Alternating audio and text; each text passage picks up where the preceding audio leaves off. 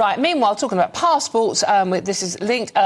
Bertie, hi Bertie, says, I would like to see Harry have his title and passport taken away, which we're moving on to now. Seamless link. Right. The royal rift rages on as reports emerge that Prince Harry will not return to royal duties unless his brother William apologises. However, the Duke of Sussex said he would be open to a temporary role and willing to help out the firm if his father asked him to. Yes, this comes after it was revealed last week that Harry has turned his back away from Hollywood publicists and texted former confidants from his old life on how to plan a return from the US.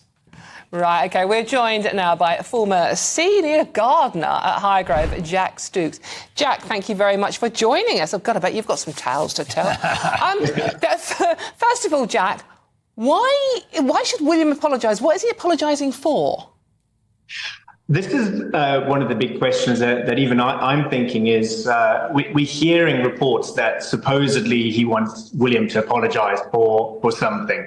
None of us know what it is. None of us have actually heard Harry say he wants an apology. So we don't quite know what's going on with that, who's saying what.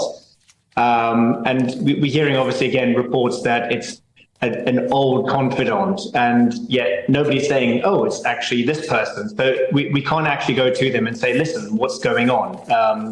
Apart from asking Harry sort of to his face if we see him. But I do feel that there's probably apologies from both sides. Things haven't probably been as easy as we all sort of see it. We sort of see Harry decided to leave, Harry decided to write the book, everything's Harry's fault, and he must just disappear forever. But there's a lot more to it, and there is always more sides to the story. It's a bit like a diamond with all the facets. There's so much more going on that none of us actually know. We also would... Sorry. Well, Jack, sorry to interrupt you, but with the best will in the world, what does Prince William, or indeed what does King Charles have to apologise for? It's Harry who has thrown his own family and the country under the bus with the Netflix TV series, the book Spare, and all of those podcast appearances. I think at the time he just wanted everybody to hear his side of the story, and he probably felt a little bit disgruntled with things happening the way they were happening. I know that the press were sort of pretty much, if I can say, going to town on just him, and everything he did was wrong, everything that Meghan did was wrong. And if you put yourself into those shoes for maybe, just a minute, and you sort of think to yourself, well, this is someone we all absolutely adored and loved to pieces. And suddenly, within like a fortnight, he was suddenly the most hated person in Britain. And it must be quite hard for anybody to have that happen to them and to sort of want to go, hang on a minute, I'm still the same person. I need to get my story heard, and no one's listening to me. And every time I open my mouth, somebody says something worse. So I think that's where probably the book came from, and the podcasts and the Netflix deals. And I mean, I'm not saying that, Meghan might have had something to do with it, obviously with Hollywood connections, and said, look, let's do the Oprah interview, let's do the Netflix deals, and obviously some of which I don't feel were right. I'm not completely on Harry's side with everything, but I do think that he probably did it for a reason, and those reasons we don't quite know and fully understand. Jack, you must... did you remember the boys when they were little? I mean, did you sort of were you working there when they were little? Do you have memories of them?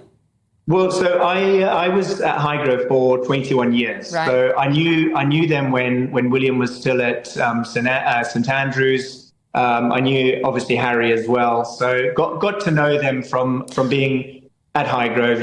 When they came home, and saw them as themselves. Saw them at the pub. Saw them drinking with all their friends. Got to know all their friends. It was a very much a family affair.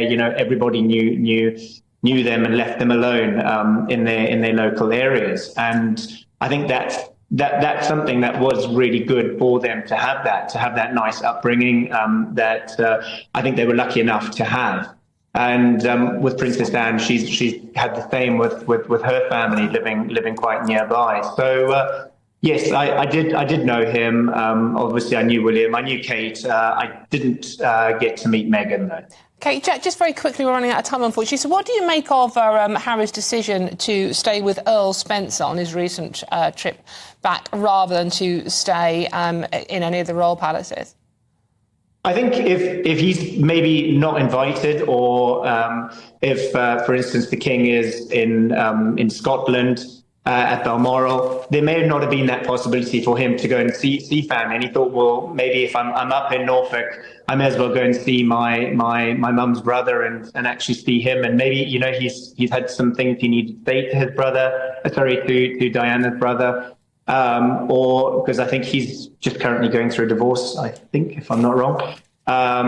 And so, you know, he might be going to sort of show support to him. Jack, thank you very much. That's Jack Stokes, royal commentator and former royal gardener. Thank you very much for joining. Tough gig, isn't it, being King Charles's gardener, given his enthusiasm for horticulture? Yeah, exactly. No, that's true. You've got to get it right, haven't you? You don't want to get it wrong.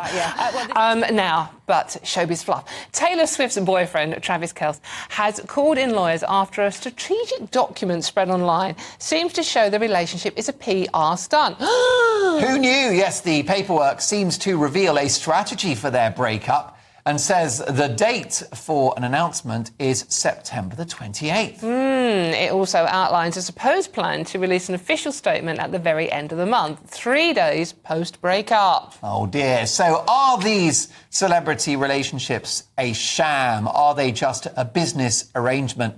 Let's get the views of top showbiz reporter Stephanie Tecci. Stephanie, what's the story here?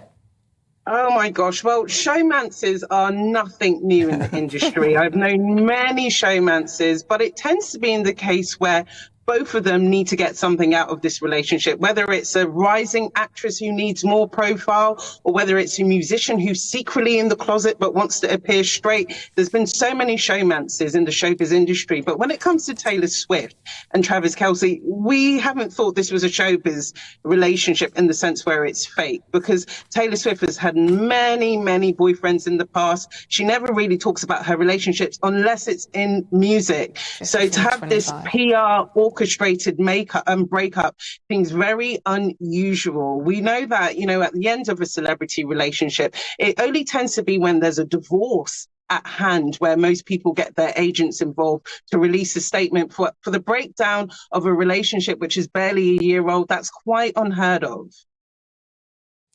Stephanie, I mean, Taylor has been accused of this before, hasn't she? She was accused, her and Tom Hiddleston were accused of being in a showmance to divert attention away from her breakup with Calvin Harris. Please do keep up at the back there. She does have a lot of boyfriends, it has to be said. She does have a lot of boyfriends, but I think it's more about Taylor getting bored of men quite quickly, more than her trying to boost her appeal. When it comes to Taylor Swift talking about her relationship, she puts it all in her music because that's where she wants the attention to come from. And with Travis Kelce and Taylor, they've been together for almost a year. They seem like quite in a happy relationship at the moment. So I find this quite odd. He's obviously come out and said that the documents have been forged and they're very unlawful, and that he is getting his legal team to look into it. But, you know, from what I've seen from this press release, it seems like it was written by a high school student, not professionals. Briefly, Stephanie, do these showbiz romances work? It's a bit hard, Mark, I would say, because you've got two people who have got egos, big egos, and they both want attention. They both want the limelight. Sound familiar? And it's hard. And sometimes you need someone who's actually out of the industry to make it work and for it to be more balanced and more like a traditional relationship. But we all love showbiz and we love the romance that goes with that. And we love you. Stephanie Tecci, thank you so much.